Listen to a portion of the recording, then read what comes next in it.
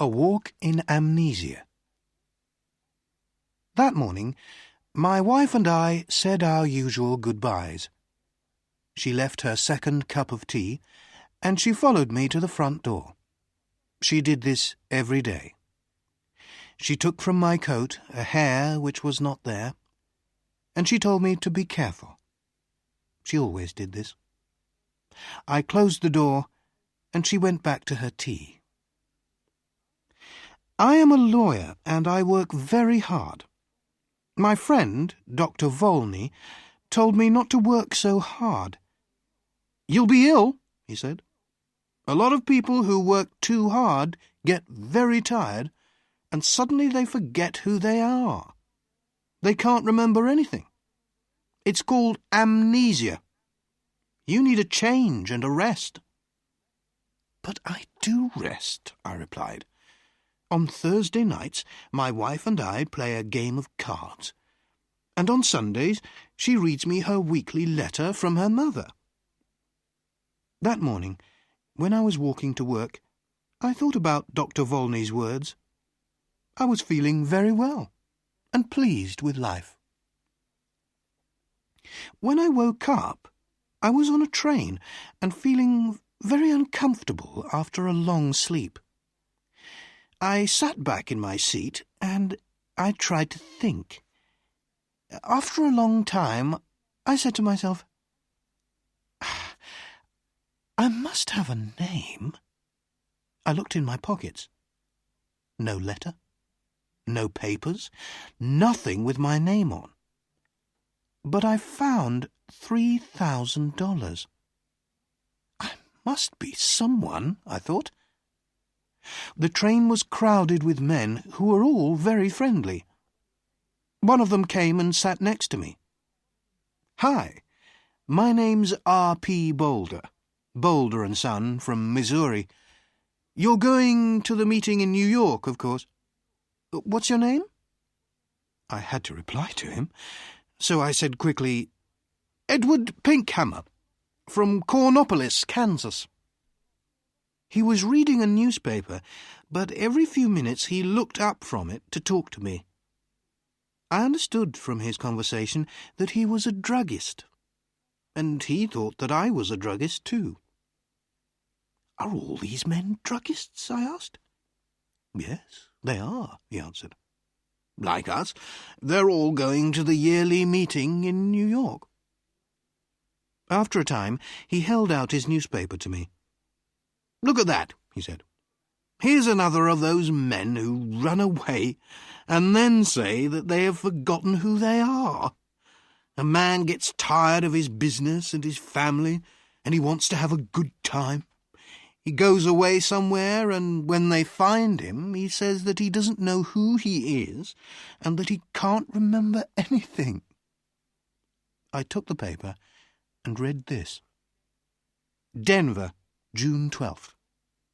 Elwyn C. Belford, an important lawyer in the town, left home 3 days ago and has not come back. Just before he left, he took out a lot of money from his bank. Nobody has seen him since that day. He is a quiet man who enjoys his work and is happily married. But Mr. Belford works very hard, and it is possible that he has amnesia." "But sometimes people do forget who they are, Mr. Boulder," I said. "Oh, come on," Mr. Boulder answered. "It's not true, you know.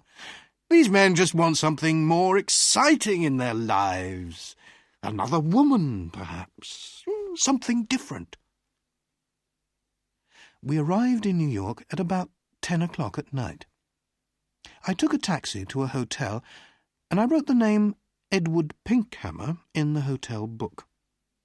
Suddenly, I felt wild and happy. I was free. A man without a name can do anything. The young man behind the desk at the hotel looked at me a little strangely. I had no suitcase. "I'm here for the druggists' meeting," I said. My suitcase is lost." I took out some money and gave it to him. The next day I bought a suitcase and some clothes, and I began to live the life of Edward Pinkhammer. I didn't try to remember who or what I was. The next few days in Manhattan were wonderful. The theatres, the gardens, the music, the restaurants, the nightlife, the beautiful girls. And during this time, I learned something very important. If you want to be happy, you must be free. Sometimes I went to quiet, expensive restaurants with soft music. Sometimes I went on the river in boats full of noisy young men and their girlfriends. And then there was Broadway with its theatres and bright lights. One afternoon, I was going back into my hotel when a fat man came and stood in front of me. "Hello, Belford," he cried loudly. "What are you doing in New York? Is Mrs. B with you?" "I'm sorry, but you're making a mistake, sir," I said coldly. "My name is Pinkhammer. Please excuse me." The man moved away in surprise, and I walked over to the desk. Behind me, the man said something about a telephone. "Give me my bill," I said to the man behind the desk, "and bring down my suitcase in half an hour." That afternoon, I moved to a quiet little hotel on Fifth Avenue. One afternoon, in one of my favourite restaurants on Broadway, I was going to my table when somebody pulled my arm. "Mr. Belford!" a sweet voice cried. I turned quickly and saw a woman who was sitting alone. She was about 30, and she had very beautiful eyes. "How can you walk past me like that?" she said. "Didn't you know me?" I sat down at her table. Her hair was a beautiful red-gold colour. "Are you sure you know me?" I asked. "No," she smiled. "I never really knew you."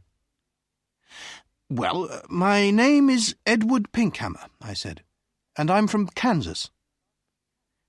"So you haven't brought Mrs. Belford with you, then?" she said, and she laughed. "You haven't changed much in 15 years, Elwyn."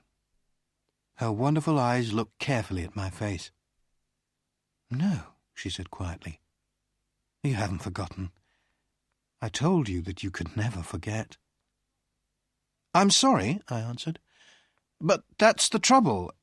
I have forgotten. I've forgotten everything." She laughed. "Did you know that I married 6 months after you did? It was in all the newspapers." She was silent for a minute. Then she looked up at me again. "Tell me one thing, Elwyn," she said softly. "Since that night, 15 years ago, can you touch, smell, or look at white roses and not think of me?"